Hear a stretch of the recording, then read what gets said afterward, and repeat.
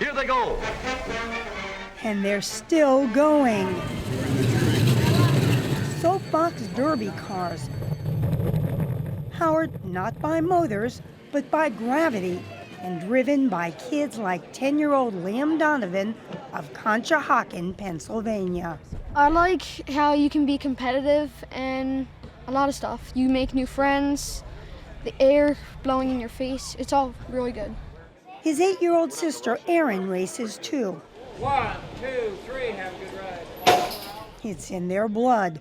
3 generations have competed here at Derby Downs in Akron, Ohio, including Dad Bo and Mom Christine. That's how my husband and I met. You met racing? We did. And a quarter century later, it's a chance to stay close to their children. I get to teach them how to use tools. There's nothing else that I can do with them where I get to spend this time as a group. It's great. Boyswood traveled miles to vie for honors in the first National Soapbox Derby. The Derby began in 1933, the idea of an Ohio newspaperman. And though it's called the Soapbox Derby, any material would do, as actor Jimmy Stewart explained in this old film. And the rules of that first race were sort of by guess, by guess. Practically anything on 4 wheels could be entered, and was. The Derby is now celebrating its 75th run. There was a 4-year hiatus during World War II. Here they come, they're off and running. As the event became more popular, the cars got more sophisticated. First created from scratch, they've been built from standardized kits since the mid-70s to make it easier for busy parents to help their kids, aged 7 to 17, who must win local races in order to make it into the Derby. So this year you've got how many people competing?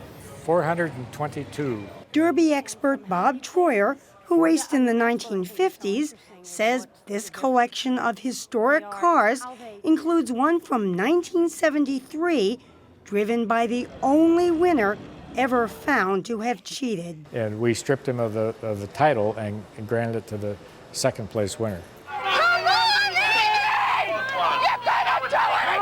There's also a car with a prouder history. 1975, the first winner driven by a girl. They weren't allowed to compete until 1971. But now they make up 40% of the Derby.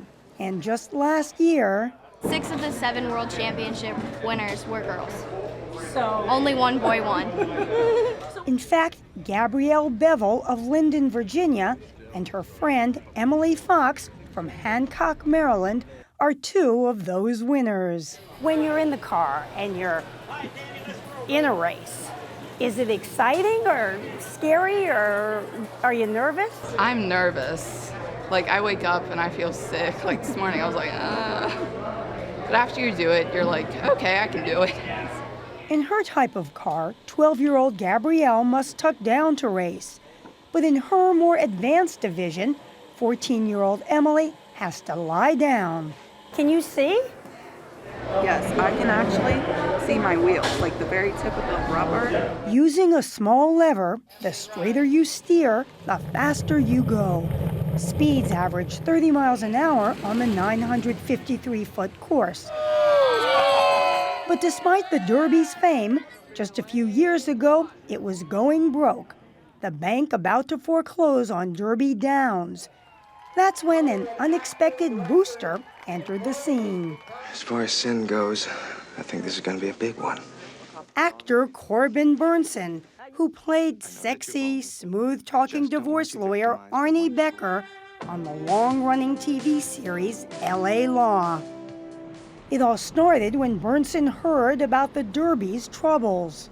And I thought, wow, America, they don't have that many traditions. And I called up the, the leadership here at the Derby and said, what's going on? This is terrible.